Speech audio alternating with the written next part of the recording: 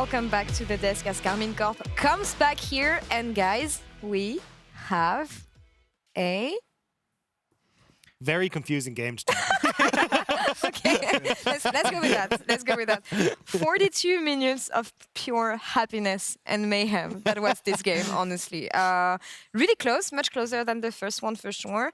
And I was expecting more fight on the side of Karmine Corp. And honestly, them fighting like this and coming back is exactly what I expect from a team of this caliber. I think for sure that we saw what it meant when they finally approached these mid to late game team fight with, well, both Cabo, that was absolutely a monster on the Renekton. But also, second having a champion that actually had more agency. You know, the circle on Talia, he had a bit of a hard time hitting it. So he went for the Nila instead, or not Nila, but the Nico instead. And then all of a sudden it's a bit easier hitting. But I think the big step up member as well had to be Kalist in the later on fights as well. That actually proved that this is why the Seri was so prioritized.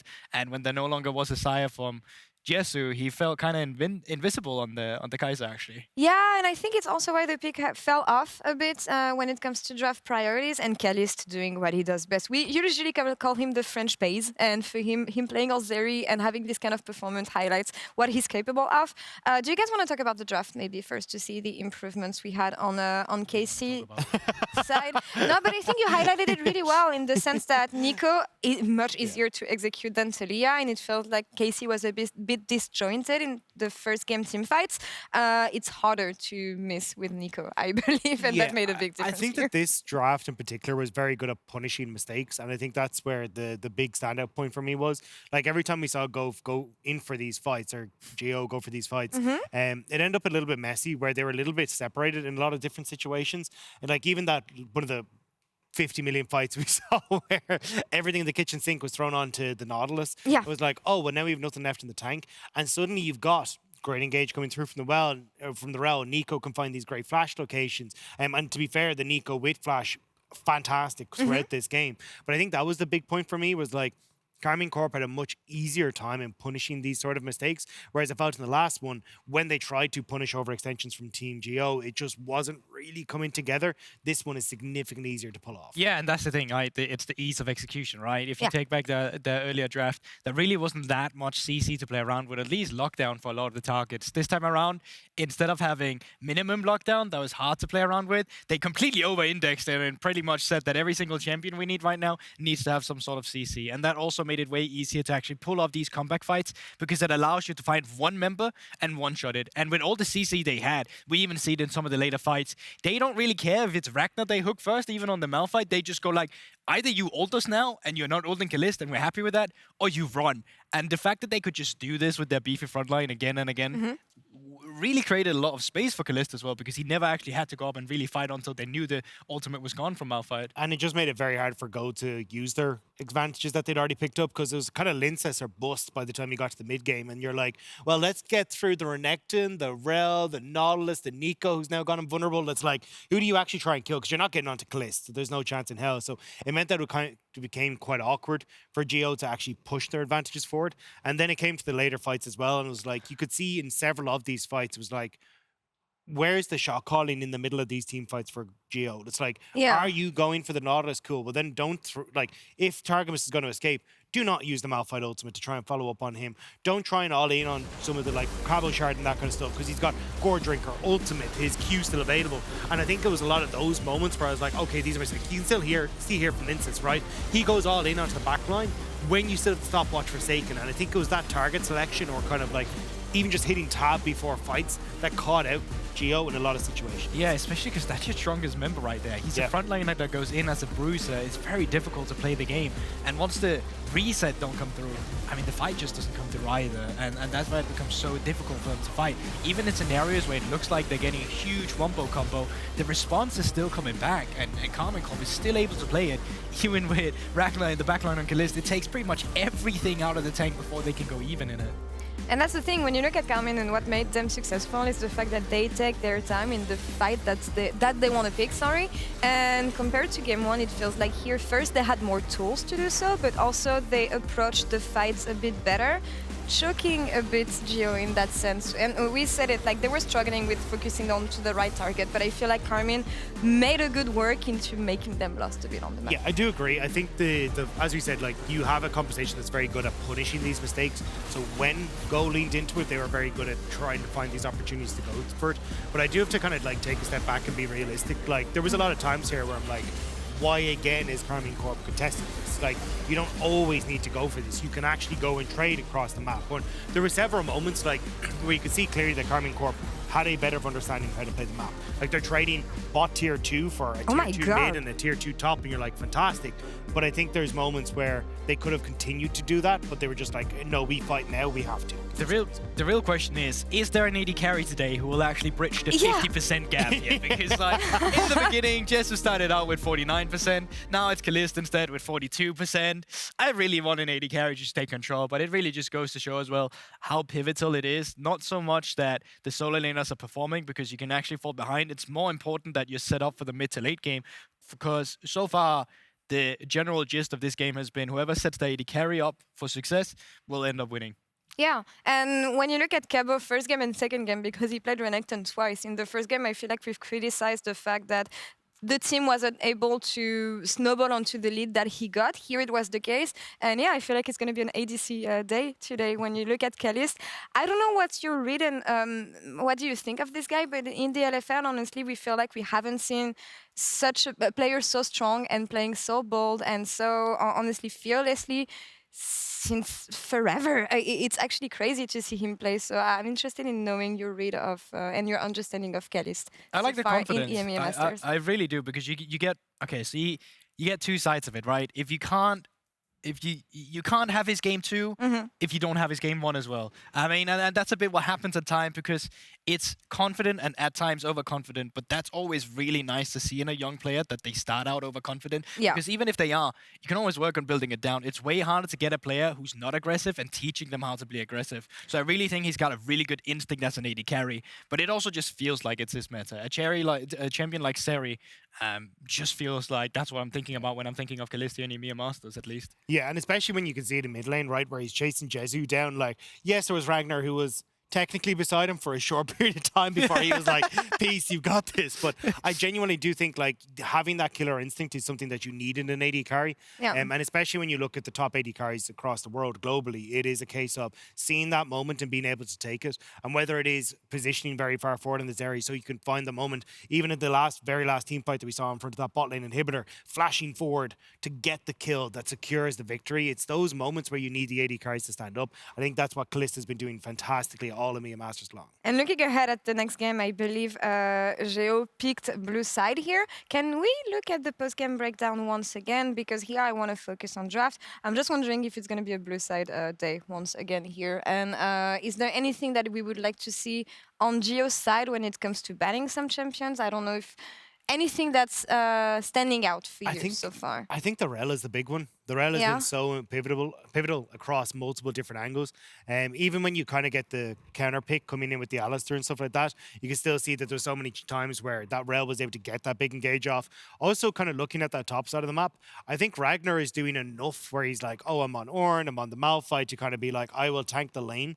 But the problem is Cabo is very good at using the advantages that he's getting from lane. And I think that's kind of a big issue now, where it's like, are we going to continue to let this Renekton just run through us? Because at some stage you have to kind of put a stop to that, and it doesn't feel like Go have an answer to any of it. Yeah, I'm really wondering as well, because Renekton into any tank matchup will always have the freest lane, because you get wave prio, you take demolish, and automatically you just get plates while the tank is just kind of looking at you, and then you take off. The idea that then is either my AD carry is so far ahead that the Renekton won't matter, or Cabo will turn into a problem. Both games, even though they lost in the first one, Cabo has been a problem. So the question is really, is this just because it's Cabo shot, or is it the Renekton? And are we willing to ban it then to try and mitigate some of the pressure that's coming out? Yeah, and that's the thing. I want to see more on the side of Ragnar. And to fall back on what the Geo coach was saying before the series, the fact that for them, they played on the upper part of the bracket that he sees as being the most difficult one, for him, gives him an edge and an advantage. But when you look at Casey playing like this, I'm just wondering if they've just been chilling so far in the quarterfinals that they had.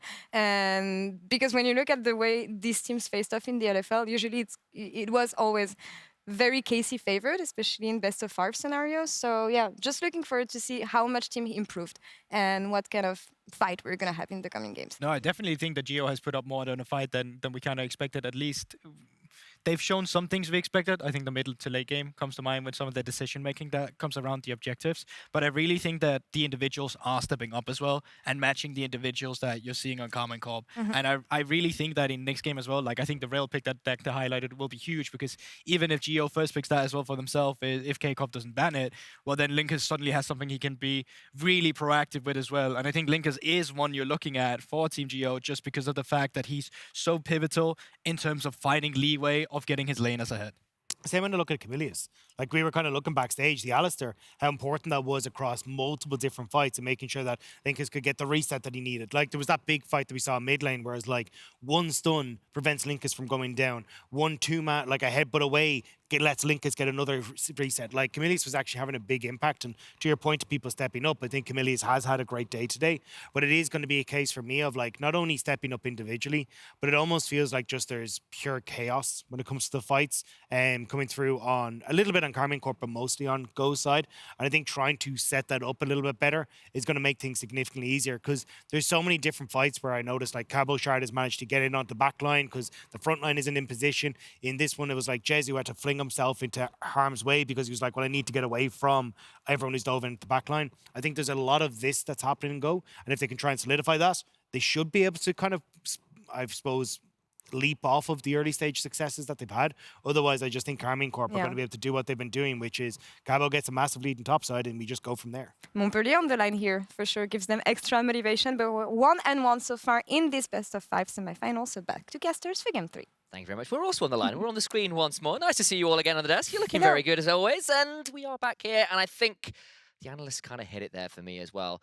There's a couple key points I'd love to bring up, but let's start with the top lane, because has now been a couple games in a row where Cabochon has got Renekton into a tank matchup and just come out with huge leads, and honestly played those mid-game stages really well in the fights, teaming up with Seiken in that last one in particular to make sure Jezu had a really awful time. And I think Gobble raised a pretty good question. He said, was it the Renekton or was it Cabochon? And I'm going to reply to that question. I think it's Cabochon. Yeah. He had Ornn. He was stuck on tank duty versus Wildcats, and he absolutely decimated them. Yep. So I think Cabochon is a huge part to KC's success, and I feel like the fact that they backed him up on game 2 and allowed him to snowball the way he did was a huge part of that. So I don't think we're gonna see any Renekton bans. If anything, maybe Ragnar will take the Renekton away. We've seen a lot of blind picks onto the Renekton, but Cabochon is gonna come up with something else. Surely he does. And then the other thing is, of course, Ragnar is notoriously a player that normally has things like the Rumble, the Yone, these carry options that he hasn't gone to. And honestly, in game 1, it kind of worked. Honestly, the Malphite wasn't bad per se, was finding team fights really well. It just was the fact that when you are joining up as a 5-man unit against Karmine Corp, they will play for the side lane towers. They have done that across this series pretty consistently. I'm wondering right now, if the Ivan doesn't get banned here, just run it back. Yeah. Rel is going to get banned away, right? But the Ivan was a problem for KC. You do have a bunch of things you can pick, such as the LeBlanc. The Azir is open. We might see Seiken reply to the LeBlanc with something like the Azir. Usually the reply is something like the Tristana. We have seen Talia as a reply into the LeBlanc as well. We probably don't have too much time to too much storytelling here in draft. It is worth noting, of course, that Takui, back when he had his LCS days, made a huge name for himself on that LeBlanc. Did some really extraordinary stuff, and I think proved a lot of people a little bit wrong when they were counting him out over there. Gets to go back on that champion, and instead the response, as you said, is the yoink of the Ivern. Syncroft picking that one up, and I know in the green room we were saying, look, Syncroft, particularly in the early games, been a little bit absent, and now on the Ivern himself, Seiken on his Azir, a little bit of a different look for the mid-jungle. Absolutely, but like Tukui on his LeBlanc, and then on the other side you have Seiken on his Azir. Now I feel like both of them were a little bit of unsung heroes in the previous game. I think Tukui had a fantastic performance on the Talia, and Seiken was incredible onto this Nico. It was a story of the two mid lanes. Now Ragnar's gonna take away the Renekton, as we mentioned. And honestly, I wouldn't be surprised if I saw Cabochon take the Ornn. I think so. I feel like this is a very front-to-back composition. You've got the Azir for spacing, you've got the Ivern for a lot of support. You need non-committal engage. Ornn is fantastic at that. few top laners, though, when they've had the chance to come on a broadcast, have said, look, the problem is Renekton Sejuani is unplayable for any top laner. If that's the 1v2 you're having, you will die if it's played right. It's so tricky to mitigate and deal with, so already it feels like Ragnar given a little bit more space to take it to Cabochard, and maybe we will get that answer about, is it Cabochard, is it the Renekton? This time around, you've got the stronger lane, potentially here at the very least. Can you make it work? Karmine Corp, though, say, all right, Cabo, you're going to have to deal with this one. We'll leave you a counter pick later on down the line. We're going to pick up the Zeri nice and early before he gets banned away. Absolutely, and people are more than easy to pick up the Renekton on a blind pick. Yeah. But now a lot of things are going to get pinned towards the bottom of the mode. Now, of course, let's not forget that Zhu does have his pocket pick, which is Vayne.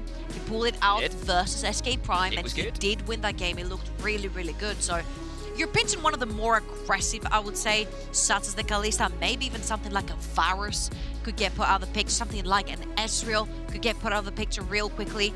I feel like when you have LeBlanc and Renekton, you need a little bit more of consistent damage, I would say. You do have a lot of burst coming in from LeBlanc. They're going to get rid of the Alistar as well. I think that's fair because Camilius has looked pretty clean on that champion, honestly. Even in the losses has looked pretty strong on that one. I think getting rid of that makes a lot of sense. Tell you what, I wouldn't mind a Aphelios or Jinx for Zhu. I feel like he has enough of a front line with the Renekton and the Sejuani. He's got a lot of burst coming out of a LeBlanc that I feel like a Jinx would be very easy to get this resets potentially on the very low HP targets. A lot of squishes on the other side. Yes, a lot of shielding and utility coming in from the Ivern, but you isolate the target, you can very easily get excited. So I would potentially like to see something like this. And again, it's also something like, we had this conversation with Rob Dagger in the back room, and he's saying, look, something about the Jinx is like, people sort of assume that she is a late game champion, but she can often be one of those ones that actually snowballs pretty hard early, and if you don't have that, and you get stalled out, particularly at the 1 item mark for just, 20 minutes, you end up being very ineffective, and that can be a little bit scary. Targamas gets a hold of the Nautilus. That does leave Cabochard with the counter pick. I don't think it's really a surprise to see the Nautilus picked up here. I do not mind the Vayne. I do not mind the Vayne at all here. You can go invisible when the Nautilus ult hits. You can conceal yourself. You can get away very easy. You can hide behind walls very quickly. You can push away the Nautilus when he engages as well. There's so many possible scenarios. Zhu, extremely proficient on that, is one of his main champions. He showed it on the LEC stage as well with his Smurf. So I really like the Vayne right here. It also takes down a lot of the possibilities. Very nice with the Leona too. You want to jump over a wall and the Zenith Blade is on you. Leona follows through. Now, I don't know how safe that is for Leona, but I'm just saying. She's going to do it. That's what it is. Now, of course, you know what you're into. Cabochard gets the final pick of the game. Come on, give us the Ornn. What has he got away? Jax might be an interesting option. Again, they have gone more towards the split push style in terms of particularly the mid-game, in terms of getting that gold, getting those towers. Jax does that. It's a spicy matchup into the Renekton, especially when you're doing that alongside a Sejuani as your opposition, but Cabochard deciding to bring out a carry this time around. I feel like KC are going to have to be ready here for Cabochard to be under attack in the early game. I just want to remind everyone that Cabo 1v9 both games. One of them they lost. That was the one where they didn't pay a lot of attention to him. Now getting a overfed Jax and not allowing the Renekton Sejuani duo to snowball through the top side of the map is going to be huge for KC. On the other hand side, from GO, they need to do everything in their power to get their Renekton ahead, to potentially get a gank onto the Azir, unlock the LeBlanc onto the map, and then create pressure through there, and then Vayne will come online later on for them. I mean, that is potentially the risk, of course, is actually, we have seen a lot of action around the bot lane, even if sometimes it's been other players that have been the catalyst for what happens down there. Of course, last game, Kalist had the catalyst happen, and he blows up at the end of that reaction. Is like, what was it, 1200 DPM over that across the game, which is pretty obscene. Something like 40-something 5% damage. Absolutely nuts. And he has been such a superstar, and he's on his area, he's got the Nautilus, but it's into, as you were saying, that kind of pocket pick. We've got a couple minutes here to fill, so is there a risk here if you are going towards that top lane? Yeah, we get to breathe, because seriously, if it's going anything like these last two games, we're not going to get much into game to go through on terms of that break stuff. But if you are going to be focusing towards that Renekton with that Sejuani, looking to snowball through that top side a little bit, how much risk are you going to be at if you're leaving a Vayne Leona lane alone? I feel like Vayne Leona is a pretty self-sufficient lane, because diving a Leona Vayne lane can be extremely scary with the tumble, with the stun. I You've can got see you've that. got Yeah, two yeah, walls around you. You've got a tower around you. It's very easy for that Vayne to hit that E. And then there's so much CC coming out from the Leona as well. Plus with the ignite, I think it is very dangerous to dive that lane. Yeah. We talked to Isma a little bit yesterday, and he said, you know what? When it's very dangerous to play for your bot side, every jungler wants to play for their bot side and snowball them. But when it's too dangerous, and especially right now it is with the Leona Vayne, I'm expecting them to play towards the other side of the map for KC. They have the Jax. You shut down the Renekton, and also you can snowball through Caboshot. He's been doing fantastic the entire series. A fair point. And just to put a pin in that conversation before we come back, we did get word from production just now that there has been a slight technical issue with the teams. They're sorting that out. It does mean we've got a couple minutes to fill before we get into game, just to keep you all in the loop. But it does give us a little bit more time to break down the series, break down this game, because we haven't really had all that much time to do this here on the desk, because it has been non-stop, particularly that last game. And I want to take this moment to bring up something that Dags has said on the desk and something we had a conversation about when we were prepping for the game, that Team Geo have very interesting team fights. Sometimes absolutely sublime, really, really good, because they've got phenomenal players with, very decisive instincts. But we've also seen some conversations between the players and the coach in some interviews. We've seen some of it in game as well, where the mid-game, mid-fight team fights, calls in particular, have often looked a little bit disjointed. And you've just decided to run a Vayne. You've decided to run Leona. Leona. Renekton says when it's all about the pick, all about the decisive plays. At the end of the day, at the end of the day, they have a bailout as well, because both Leona and Sejuani have non-committal engages. I made it, yeah. That's so it's like Leona throws the R, Sejuani throws, doesn't hit. Okay, guys, pack it up. We're going home. We'll try next time when we have the cooldowns up. Now, what's really worrying is that they've been extremely inconsistent when it comes to their team fighting. When they look good, they look really good. But when they look bad, it feels like the communication is not quite there. They're splitting apart way too often. It feels like they're on a different page. This is why the communication comes in. We saw that a lot over in the LFL, and it feels like a lot of this plague sort of left them as they were climbing their way through planes, through groups, through quarterfinals, and they looked really consistent when it came to picking up those team fights, particularly in the SK Prime series for the side of GO. It was up and down, losing fight, winning fight, losing fight, winning fight. A lot of people said SK Prime should have 3-0'd. I'm saying that GO could have very easily 3-0'd. These games were very, very close in that particular series. So for GO, growing through that series, I think is the most important thing, and they did show this right there. Now, of course, my question mark here is that they did ditch the Ivan for the LeBlanc first pick. And the B1s are what you usually are looking for in value when it comes to being on blue side.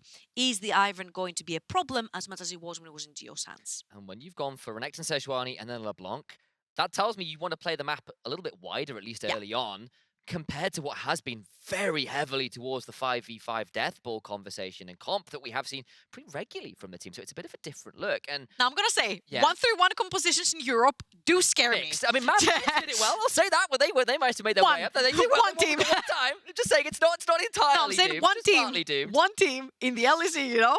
I'm just saying. Yeah, not consistent, I grant you. I'm just trying to bring some hope and like not huff the copium nice and early.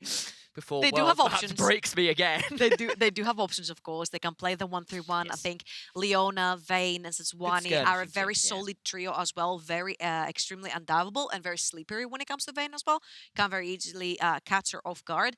But on the other hand side, I feel like Tukui does have a history of split pushing. He has been very good at that, especially with the champions that he used to play. You know, we've seen him on the likes of Gallios, the likes of Gragases. Like this guy has such a huge champion pool. I remember particularly in an interview that he did over when he was in the LCS, when he hadn't necessarily played Galio, and he was like, yeah, okay, give it over. And he just stole it off of the opponents just because they were playing Galio, and he played it to perfection. So this guy is an absolute machine when it comes to the mid lane. His talent is undeniable. Yes. But Kalist, Zeri in the bot lane. Okay, I knew you were going to hit me with a bust. Kalist, out of the hands came together. Kalist, Zeri, Kalist in general. Thank you, production, for that lower third. This guy has been obscene. And again, these stats are not from this series, which, of course, when you add in the stats from this series, you begin to go, oh boy, this guy is good. And, you know, he's so young. He's so talented. You said that, Des, look, maybe he's a little over-eager, but you'd rather see that killer instinct. You'd rather see that AD carry, particularly in a meta like this, particularly on a champion like Zeri and some of the more modern AD carries where you can just say, this game is mine, watch me. You know, you can tame them down. You can't make them more aggressive. So if he already has the aggression and the skill, you can tame him down every now and then. But you can see in general from that graphic right below me how extremely dominant bot lane is.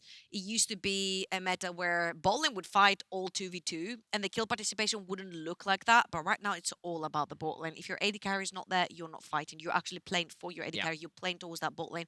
This is why the kill participation for AD carries have actually skyrocketed recently, and they match supports who usually want to roam the map. Heralds, Dragons, but get team fights happening. AD carries and team fights are pretty good. You hadn't mind when Sage changes, and it turns out the meta shifts around. It's a long way from the utility AD carries of Season 6. Jhin Ashe all the time, you know.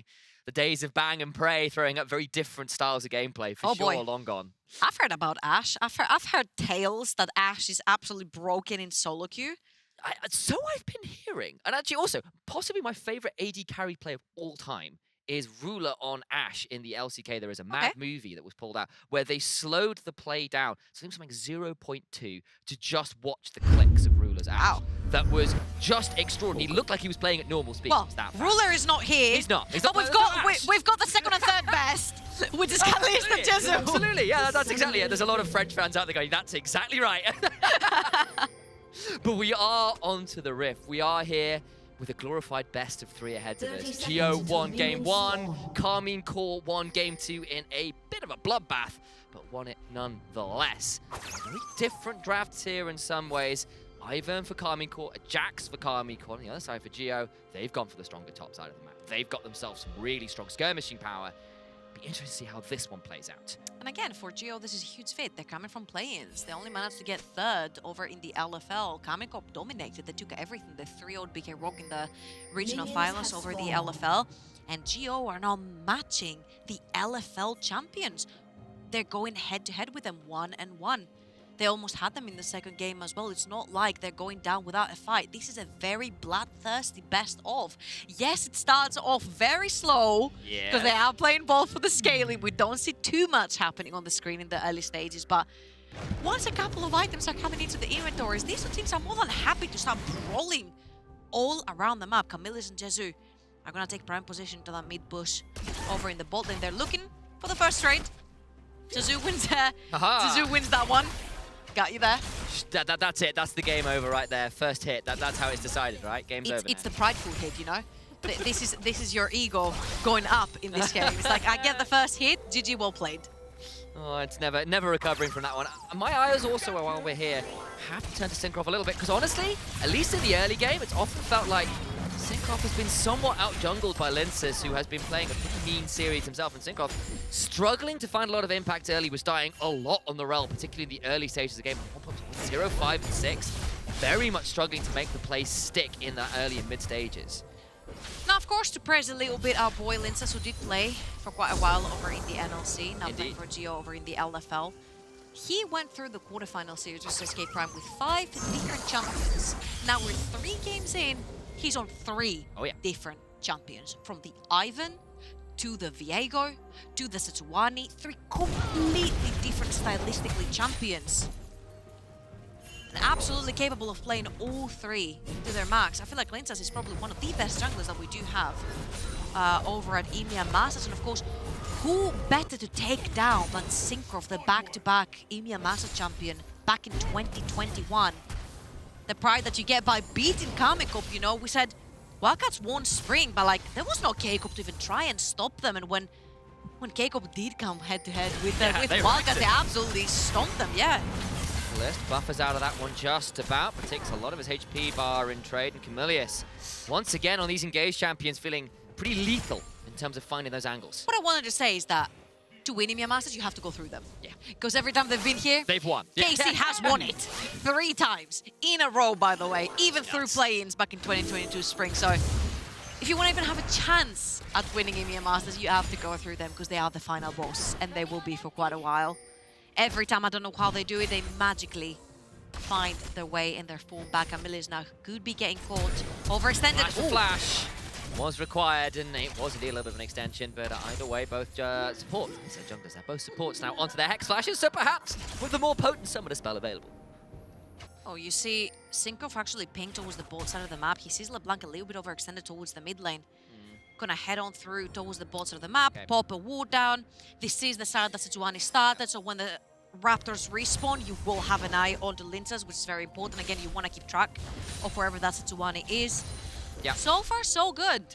It does feel that way, and we are trying to make this one The calm before the storm. Yeah, we have had some pretty brutal storms here in this series, as Linces will be down towards this bot lane, but so will Syncroft is still there. Just not left, he's just not reset. Of course, there is the Balmy Cinder in Lince's inventory, but he's also hatching a ward right now, so they know exactly where this Sejuani is. And I wonder whether they'll think about counter-ganking this one. Flashing forward, Syncroft just spotted himself out. The Dredge line's wide! The Dredge line is wide! That means first blood down. Oh, Targamas, that's a mistake. I feel like there was so much wasted time from the side of Syncroft. You see how Linces was able to full clear his two quadrants, go towards top lane. He actually shadowed Ragnar towards the top side to push in his wave. He back, he's got the Bambi Cinder, and then he went bot lane. And while Syncroft done, he's cleared his jungle, but he has no items, so the advantage falls over to GO, especially to have Linces there, level 4, with an extra item in his inventory. And I don't think that if the Dredge line actually hit anyone, it would have mattered too much. Forsaken. It's the wrong end of a trade. That, of course, does have the teleport, but that was a nice little combo there from Takui. Targamas, though, taking the opportunity to roam towards mid lane, seeing where the Takui is a little bit too overeager to hop forwards, is hovering towards the side of the lane that he has vision, and Targamas now just trying to hold this wave for his mid laner. Oh, almost yoinked that one as well. Hey, a little bit of experience. Don't want your support. Never hurt anyone. Exactly. He does have 2 stacks. Ragnar has to pop down the ultimate, but that's the end of that. Kawashar doing that at level 5. Pretty pleased, of course, with Syncroft around. Could have gotten dicey for a second there. See, Linces is playing heavily towards the bot side of the map for that Vayne and for the Leona. Had that been best case scenario on that wave where Ragnar is level 6 versus a level 5 Jax, you dive that wave. Yep. He wasn't there, and also even if he wasn't, Syncroft was around to try and cover for his top lane, so far so good. Linces playing heavily towards the bot side of the map. I mean, I'm getting a little bit worried because every time I see an Ivern in a team in general, I see the potential and the scaling to Serious. Jax. There is so much power and so much scaling on the side of KC that again, if you're Geo and you let them fall out of control with this Ivern, then it's going to be a little bit difficult to break through them, especially when you don't necessarily have a mage that deals consistent AP damage. You've got a LeBlanc, and all of these shields that are going to come through from the Ivern are going to negate a lot of the pop that LeBlanc has in her kit. Trigger Seed, especially now that it sort of procs twice as long as it doesn't hit the champion. Look at him. Difficult to deal with. Yeah, it's the Candy King. He's very carefree. Yeah, that's exactly the term. Perhaps slightly psychopathically so. Yes. I just don't trust this guy. I don't. You don't, but that's what I'm saying. It's the cutest looking champions that are the worst ones. And honestly, I do want to call it out as well, because we did say in draft that we wondered whether, with the fact you'd gone for the Sejuani Renekton, with the fact that Jax was in there, whether we'd see a little bit more priority towards the top lane. But it has been, again, as we said, more towards this bot lane as action happens again. And Targamas eats most of his health bar there alongside an Ignite. Does stay alive, though. The trade is heavily won by Geo. I think Kawashar is under a lot of pressure right now. You saw Takui also heading towards the top side of the map. Linces is going to stick around. Ragnar's going to have his ultimate back up and available in just a bit. I think Kawashar needs to get out of dodge right here. He doesn't have Syncroft with him. Syncroft's just coming out of base. He actually has to leave, and this is where the Godly is going to start extending towards the top side of the map. Oh, lane. This is just a 2v2 dive. Kalist needs to flash. Jesu's got the ultimate running, and that final hour means a first blood, or second blood kill, I apologize, and a double kill to Jesu. Wow. Beautiful stuff in the bot lane. And again, it's like we're reliving game number 1. Geo's bot lane outperforms KC's bot lane. Yes, Kalist is on that Zeri, but that Zeri doesn't do much early on. Your top lane is falling apart. Your bot lane is falling apart. You need something to bail you out of this one. And yes, I'm looking in the middle and I'm looking at Seiken when it comes to KC because he did save a bunch of those team fights for KC. But this Azir needs items, and let's look at this again one more time for KC. Boy, oh boy. There is no backup right here. It's a full HP Vayne versus a full HP Leona. And KC Boldman is just trying to run away. They're bursting summoners just to try and get out and not get killed. But at the end of the day, Vayne cashes in on both, and now it's getting even more dangerous to walk up to that bot lane. And now we look at the individual goal and you see big lead in the bot lane for Jezu. You can see a pretty significant lead in the top lane as well for the first time in the series for Ragnar.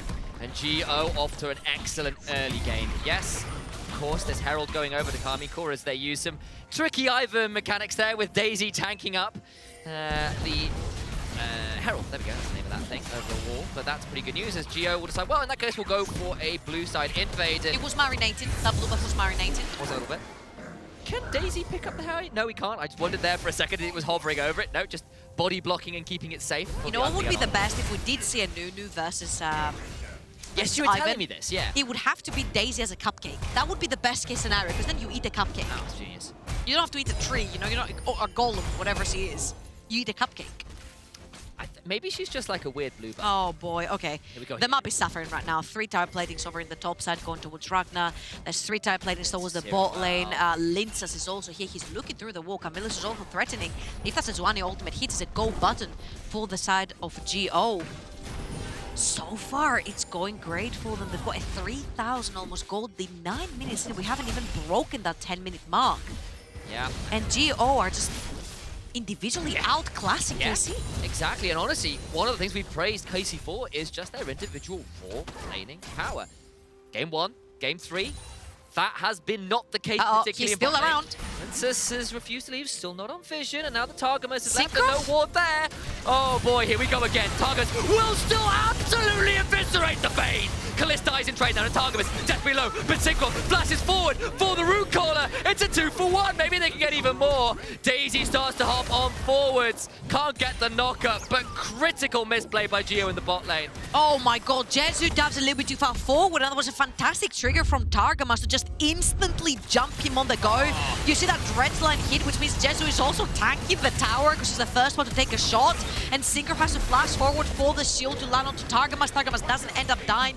It's a 2-for-1 trade in favor of KC, and this is how you turn things around. The only unfortunate thing is that the shutdown of Vayne went onto the Nautilus, which is not necessarily what you want to see, but hey, I say more control wards, happier bot lane. And of course, it also gets the shutdown off Jezu. The problem is that Kalista still dies again. He still loses the wave, so it's still not the best scenario ever for Karmine Corp, even if they do manage to right some wrongs there, because it was looking very scary for a moment or two, and Targamas in particular for landing that critical hook this time around. Takui, a little bit wary of what could be happening here, and of course there is still the Herald in Syncroft's inventory. First dragon went the way of Gio, and second one has just spawned and will be started by Lincas as the bot lane comes over to assist. Yeah, it's going to be 2 dragons on the side of Gio. They're going to start stacking them. We'll see what the soul is going to be. Thankfully, it's not a cloud, so we might see something like an ocean. Ocean soul would actually be huge for KC, because having the poke coming in from LeBlanc and stuff, being able to heal that up before you go back into a team fight would be huge. Ocean. Okay, so this is the breakthrough from KC. If they want to start stacking some dragons of their own, that would be huge for them. Of course, that Rift Trail is going to be popped onto the top side of the map. A little bit of a comeuppance. Takui's coming up as well, though. How much do they want to play this? Cavershot takes a tower shot. Counter-Strike is down. Teleport's coming through, though, to try and defend this. Takui now in a difficult position, still has the distortion, so backs away. Lincas is here, but that does get the additional summoner out. So I'm feeling a little bit better about that. I was about to say reimbursement from Jax for all his troubles up on the top side of the map, getting him that Rift Trail, feeding him back some gold onto the Jax. I don't necessarily feel like this Renekton matchup has snowballed enough for Ragnar for it to be scary, and by funneling more gold onto your Jax on the top side of the map, that kind of brings it even. Jax is an absolute menace later in the game that we go, so pretty good decision right there from Synchro. Of course, Kalista would really like that goal, but going towards that bot lane when a Vayne and a static shield, Sheen, 2 kills gets a little bit dangerous, so get that Jax fed. You do have a bunch of shields, you have a bunch of roots with the Ivern to try and get him onto key targets later on when the Q hits. Kalista is going to satisfy himself with just a Scuttle Crab, a little bit more gold going into his pocket. He has been suffering this game, but I don't think Camillus is going to let him off the hook just like that. Takui's over here, and I think he's got enough. Oh, big mad B. Ooh, nearly gets the Ultra Shock laser to secure it, but won't quite happen. Ragnar against a bit of threat. It took a little while to have this happen, but now we're seeing a lot more attention towards the top lane. Cabochard being offered a little bit of support. The caller lands, and Ragnar gets a big 3-man queue, and will get to survive. And of course, we could be looking for a redive right here, especially since the Renekton ultimate has run out. It's not going to be the case. They're going to Daisy, choose to no. push down that tower, reset, and go again. You do have Dragon in 3 minutes, so it's quite a bit away from the first few resets. But as you can see, when it comes to Ivern, Ivern has no job in the jungle. He marinates the camps, and then he leaves. He can wait in a bush for 2 minutes straight. It does not matter until you overextend. Exactly. Go. Bot lane, though, Jazzu is up 30 CS, just got first turret. That's a little bit of a problem, because that is a desperately scary Vayne who is just so far ahead of this Zeri right now.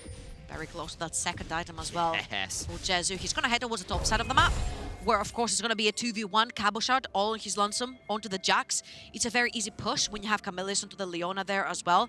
Kalist has been spotted from the wall. He's getting TP'd on right now. Lince is on the left side. Who's coming on the left? It's going to be Tukui. There's just nowhere to run. This Zeri is about to be grounded. There is nowhere for this Lightning Lady to go except the grave. Tukui picks that one up. Not even the cannon, man. He was trying desperately to take the cannon. Well. We mentioned like Leona plus Vayne, a Vayne with almost 2 items. Cabochard goes bye-bye. He has to pop the ult. He has to pop the flash. He blows the summoner and ends up dying. It's disaster again all over the map for KC. 4,000 gold in the lead right now for GO. And honestly, I thought the LeBlanc was going to be the problem. Yeah. You get unlocked from the mid lane. You have Tukui on the side lane. But Tukui didn't necessarily have to do anything the entire time. It feels like that bot lane. Oh, he has to pop the counter-strike early on. And then he just get pinned on the wall and killed. Unfortunate right here from Cabochard. Jazzu will cash in on another one, and GO absolutely dominating this game. At this point, you're daring KC to walk into you because you have such a strong Vayne that you don't care if KC are going to come in. Vayne's just going to melt them down. Turns out Jazzu is introducing Jax to the very pointy end of a real weapon there, and Cabochard It does look sharp. Yeah, a little bit scary. That's a very scary crossbow. Here we go again. Stuck to the wall. Targamas is just chain CC'd and deleted. Third death of the game for the Nautilus. Allow me to use the word disrespectful. I don't know what Targamas was doing on the top corner of the jungle. You do not have a get out of jail free card for the top side of the jungle right now. Tukui is pushing top. You know the entirety of GO is at the Rift Herald area. The top side of the jungle does not belong to KC, so getting caught in there only slows KC down with trying to establish a little bit of vision control, a little bit of control in general that they can on the map. You do not want to be a member down currently, especially when you're falling behind, because you need as many wards and as much vision control as possible to try and potentially catch someone off guard. And it was a criticism that's been leveled at Karmine Corp a few times. Director and Goldborg both called out on the desk that sometimes they reach very greedily. They take every fight, and when they are behind, that kind of habit can be a way to lose a game harder, because you do try to play for more vision, for more gold that you are owed. And that disrespectfulness is great when you're ahead, because you can take so much more from it. But right here, back to bite them pretty hard. Herald number 2 from the game, summoned into mid lane before it can even charge. That tower falls, and they'll get a charge into this tier 2. And honestly, I remember as GO are going to take the second tower in the mid lane. Seki's pushing towards the top side. I think like Cadril was doing a review of an LEC game back when Jazzu was over in SK. No, actually, he was looking at his solo queue game. And he was like, come on, man, grow some, go more aggressive. He was playing Fade. I think he's grown some. He's doing all right, yeah. That's very aggressive. I feel like especially when you're playing in the ERLs, you need to show that sort of aggression, especially when you have a niche peak that is like Vayne, that can take you down. And we talked about Kalist. It's always been all about Kalist. Kalist and Supa over in Movistar Riders. The young AD carries that will take LEC by storm. And now Jazzu is there walking them down. Well, one of them at least down in the likes of Kalist. What an absolute monster performance coming in from the French AD carry. And honestly, we have 2 French orgs both trying to reach that Montpellier. Yeah. They want to play into the home crowd. And for them, it means means so much. It really, really does. And I think, particularly for a player like Jazzu, who is a former LEC player who has dropped back down to ERL, one of the big things those kind of players want to do is show character development. FLICKR, I think, is probably the shining example of that. Oh, for sure. When he was on G2, yes, you had the Drake, but it was generally the supportive economy AD carry. Targamas wasn't going to be in lane, he was going to be elsewhere on a pike. And he was asked to play the weak side, and he was rocked. He goes down to ERL and absolutely curb stomp.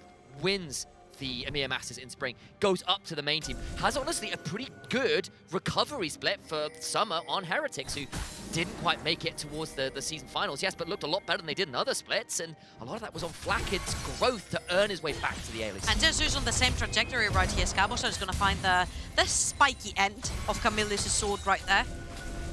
Yes, yeah. Jesu, of course, had the same, again, trajectory as FLICKR, and now Gio is looking. Kalist down to 30% HP. The 2-item LeBlanc. Where did that one go? And I said, hey, you know what, Ivan will be able to try and mitigate a lot of that damage. LeBlanc has 2 items, and Kalist is level 10 versus level 13. LeBlanc, I don't know how much damage is gonna, that shield, the Iron shield is going to mitigate, but again, what a Cinderella story coming in from Gio. Going only 3rd in the LFL, disappointment for them, right? Especially having these names. Going through play-ins, stomping planes, going through groups, stomping groups, going through quarterfinals, reverse sweep in SK Prime to come toe-to-toe with the LFL not just the LFL champions. These guys come to EMEA Masters, they win EMEA Masters. There is no other way. So being the first team to put them down in a best of series will be such a huge statement. I got a little bit excited there because Takui missed 2 chains. I went, oh, maybe Cabochard can 2 chains, nice. I never listened to any of the music, I have to say. It's very good. I'm sure it is. In fact, it's, like, I've heard good things, I've just never really 2 chains. Maybe I'll do that on the way home. Stick that on the headphones on the way back. But some games to get through before we get there. And Geo is a team I cover a little bit in the play-ins as well. I was covering some of the games, and I was like, I wondered how far this team can go. We've always seen one player, a play-ins team, really make a deep run. There's always been one. And for me, my money was on Geo, and then some of the other analysts going, not sure about that, and they're kind of here, proving that they did have that upper ceiling that, yes, it's been a little inconsistent, but right now looks really damn high. They are up 5,000, 6,000 gold. They're up at Soul Point. They have got 4 turrets to 1. They are feeling truly in command of this game. And I feel like in both of the games that they've gone ahead, the first one that they've won, and even this one, it's come off the back of the bot lane. It's Camilius and Jesu, 2v2 in straight up Targamas and Kalist. Yes, Kalist is freaking incredible when he gets into a teamfight with 4 or 5 items, but when it comes to laning phase, Jesu and Camilius have shut them down twice now. And that's crazy considering how good Kalist's laning stats have been. Like, the guy has been up 1,000 gold on average, even without one of the games that threw him the average even further, at something like 1,700 gold across groups. And surely not. Surely. I mean, okay, there's a little cheeky bush in there. I would say that would be a little bit risky. There's a little cheeky bush from Synchro there. Of course, it holds a control ward and a normal ward. But I feel like Gio is gonna have to wait a minute right here. They can actually slap in the face KC with the wallets. They have a lot of money. They have a lot more items than KC. As you can see, usually when you're ahead in gold, you want to have completed your 2nd item while your opponents are sitting on that 1.5. Because a couple of components haven't necessarily spiked you enough as the 2nd item coming in from Gio. So for Gio, it's the perfect timing to start fighting. You see 1.5 on Jax, 1.5 on Kalist as well. Onto that Zeri. You don't want the Zeri coming in with the 2 items. So I think this is the perfect timing, 45 seconds for the next Dragon. You see the resets came through from the side of Gio. Starting to put down a little bit of pressure in the mid lane. Top lane wave is pushing. Trying to go for that soul is going to be huge for them. Kalist is just backing now. Does he have enough gold to complete that 2nd item? Because that would be a huge moment. He does. He does. That means that you're not going to be fighting about without that completion. Navori on Kalist. Huge, huge moment. Maybe that will give Karmine Corp the leverage to get into this fight. 2nd item for Cabochard as well. Hugely important. Lintus and Ragnar sitting on a stopwatch as well, so they can actually throw their bodies in the front line and trying to bait out spells. Oh, there we go. Big moment. Ragnar gets chunked up, gets some healing, gets a Sterex. Dice is away, staying alive for now, but the double depth charge tries to buy some space in that, forces Gio to retreat, but they'll stay alive. They have still got teleports to work with, and Takui's proving a menace on the flank. That's not how it's supposed to go. I said they can throw their bodies forward because they have stopwards, but you can't necessarily 1v5. Takui's towards the bottom of the map. Takui should be there to poke someone out and create the 4 versus 5 situation in favor of Gio. Now, KC are the ones that are set up. Everyone from Gio is back with the TPs, full HP. Linta still has ult. Oh, he doesn't, sorry. So Gio go forwards, Kalist chunk, but not low. Targamas goes down. He's taken out. That's taken with the ultimate, but now needs to back away, has to shuffle out. Teleport back in from Cabochard. That will be the response, and now we are in the 4v5, but a lot of those ultimates are down. Cabochard gets knocked away with the silver bolts, trying to stay alive. Dem does its work. absent out of the fight. Dragon started, this will be Soul. Karmine Corp desperately need to fight them, but Syncroft just he's not here yet. Over goes Camilius, forces Kalista away. And that looks like a Dragon secure, looks like a Soul secure. They're trying to get to the back of the pit. Not going to happen. Kamishar tries. Into the back line. They go. Kalista just about alive. But for how much longer does Gio begin to hunt for more kills? Another bolt comes flying forward, and a sigil of malice ends the life of Zeri. Purple Woman is your target right now. If you're Gio, pressure that mid lane wave in. There's so many minions on that one. Tagama's gonna try to hold it, but he can't hold off Gio from taking that Baron. Soul and Baron, 2 and 1, all the best. And there's not many ultimates left from the set of Gio, but again, remember, they're ahead in gold. They have 4 items in their inventories, and Syncroft is taken apart from the 2 carries he's supposed to be supporting. He's stuck on the left side with Cabochard and Seiken and Kalist. It's too dangerous for them to set a foot forward, especially since Tagama's died right in front of them. Cabochard's gonna try to get about, but the time he goes in, the Dragon is down, the Soul is already secure from Gio. They have the HP bars just to hunt KC down. Credit over to Kui there, gets some monstrous little chains and distortions into the back end of that fight. Makes himself a real threat in the backside, and sometimes we have had issues with LeBlancs that have gone this static Shiv build and just don't get time to throw out damage, don't get time to get that poke down. This time they did, even if at the beginning of the fight you got a little scary. Yeah, that was fair. Now though, it works out, and now you're looking at a 3-item Vayne, a 3-item LeBlanc. Oh, they saw Seiken, they saw Seiken. He has to TP away. Oh! Flash! Condemn! And isn't that an accurate statement? Seiken thrown into the grave. Jezu is putting his stamp in this game. Jezu and Camillus absolutely demolished Kalist and Tagamas in the early game, and they never let go. They kept pressuring them. They went top lane, they killed Cabochard. They went mid lane, they took the tower. They went bot lane, they took the Soul. They killed them. They went top lane, they took the Baron. They have been on the go non-stop ever since that 2v2 down the bot lane. Jeju and Camillus have completely taken over the game. 9,000 gold right now in the lead for Gio. You've got Soul in your pocket, you've got Baron, and you're pushing. You can welcome KC to teamfight you anytime you want. I feel a little bit bad, George. Do you now? Because last game we brought up Lince's stats. He had a really good early game and then they lost the game. This game, before we even loaded into the game, we brought Kalist's stats and he's been wrecked. He's 0. Okay, to be fair, Lince has lost the game, but he still had a pretty good game. True. Kalist here is struggling a little bit. Just getting a little bit worried. That caster curse thing is a. Okay, let's not bring up any more stats. It's a dangerous set. Stats, who needs them? It's even go. Eye test only. There is a ward behind here that hasn't been spotted. No teleports though to use it. It does mean there's at least some knowledge about where GO are. I don't know what the hell Karmine Corp can do about it right now, because they are in a desperate position in this game. Down 11,000 gold and Ocean Soul against a team that scales pretty well.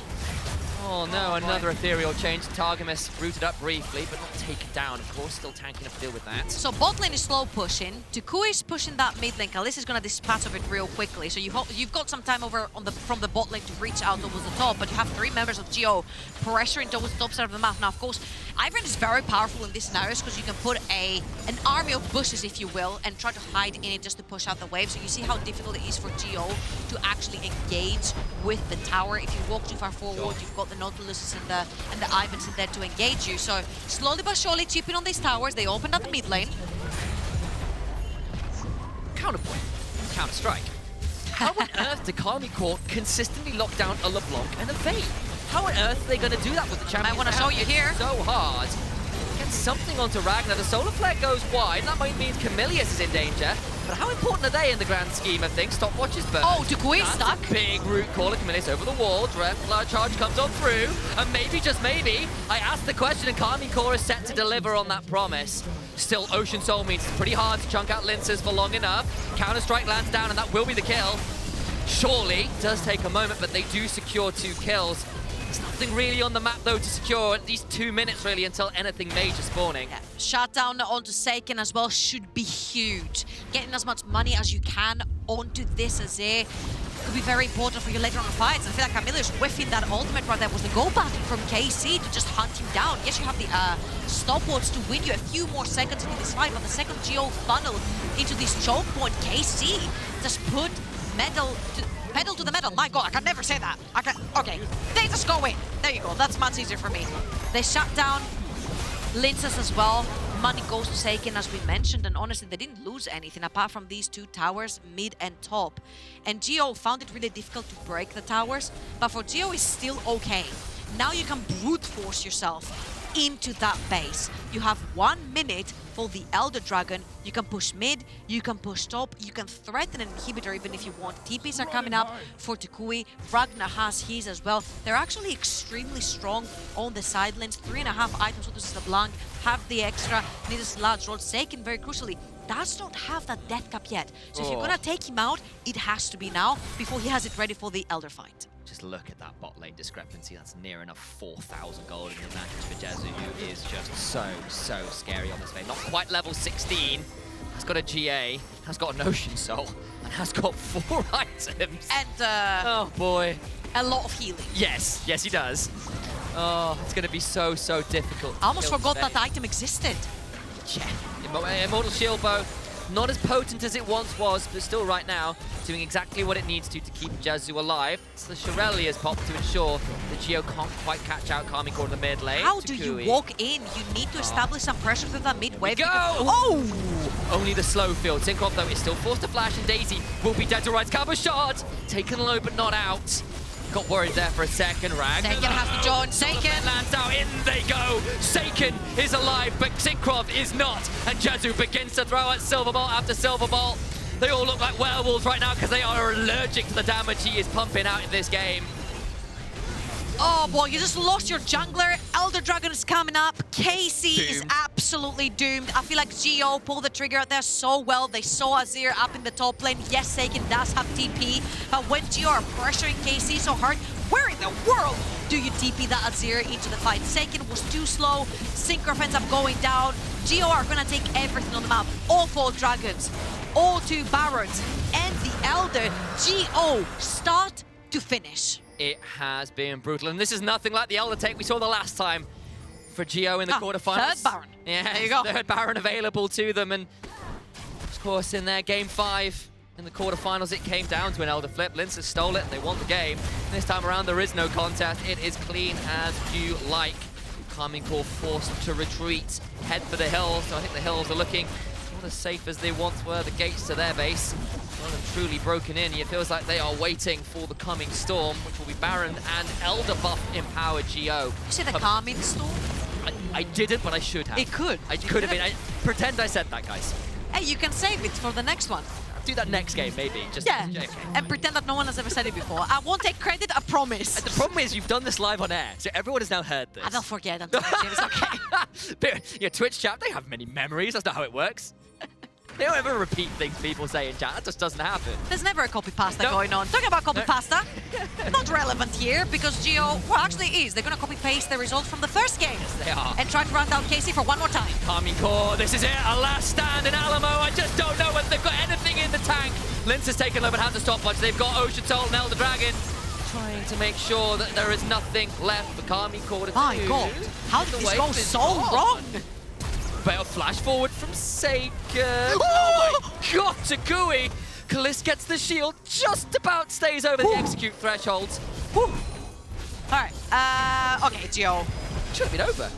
You need to reconsider your options right there. When there's so many bushes around, and you've got so many KC members just standing in these bushes, you can't just mindlessly throw yourselves under the towers, even when you have Elder. And they keep doing this where they don't allow Tukui's LeBlanc to poke first, because if Tukui pokes someone, he puts them almost on the threshold of that Elder Dragon execute. They just don't allow Tukui to do his job. They just brute force and engage. Of course they do have the Elder Dragon, and with 11k 1,000 gold lead, you should be able to finish that. Yeah. But it's not the case. There is still so much tankiness, especially when the shields are coming in from Synchro. Yeah. 3 items on this Ivern. Allow that LeBlanc to do the damage. I mean, They shouldn't even be able to defend. This is 12k up. Kalist, 10 HP off execute. Cabashot, 10 HP off execute. And the stopwatch broken. Wasn't like it was. There was a moment there where it really could have just ended, but they just about get away with it. They dive a little bit too hard. Still, though, it is Gio with command. It is Gio with everything in their hands. Couldn't quite close it out there. Fumbled it just a little bit, and KC Thinking their lucky stars, an extra alto didn't come through on some of those key members. Maybe this is the moment though. Maybe they can make it happen this time. The knockup is there. Kamashon has to flash out. There's nowhere else to go. Ragnar's still alive. Still No way. low. They're going to try and keep flying. No way. Hook up. Resurrecting. Jesu does Takui into the backside. Can't quite get the execute. In goes Linsa trying to make it happen. Seiken goes gold trying to stay alive. Jesu though has stayed alive. Does go down. They cannot hold on any longer. Karmine Corp. Karmine in the word of blood this time around because they are a red stain in their own base. 3 to survive. Geo go in, and Karmine Corp will fall for a second time this series. Geo stomp them in game 3. That was too close for comfort. 14k up and KC almost turning around. We're certainly gonna go onto a game 4. But my god, these games look so hard to close from Geo even when they have such a huge lead. KC are always so scary to teamfight. You hit 3 items on Zeri and Zir and Jax. Have a 5-item vein. And they tried to push, they really did. It wasn't like they weren't going for things, but they get away with 10 HP. They don't quite get the Elder execute. And you got a little bit nervous, but the gold lead sang true. The map advantage sang true. And Geo on the verge of making Montpellier against Karmine Corp. On the verge of making EMEA history. Oh yeah. No one has beat Karmine Corp at EMEA Masters in a best of.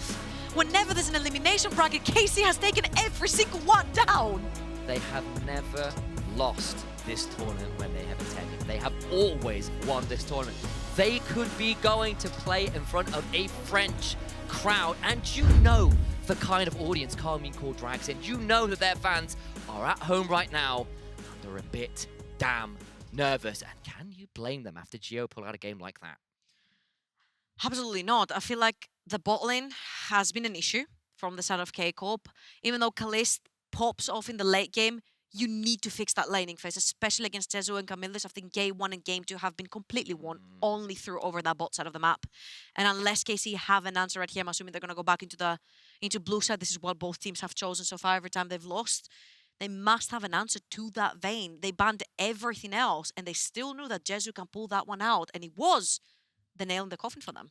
Well, with that little bit of analysis, that focus for the next game, we'll toss to break. When we come back, we will see whether Geo can secure Montpellier or whether Karmine Corp can fight back. You don't want to miss it. We'll see you after.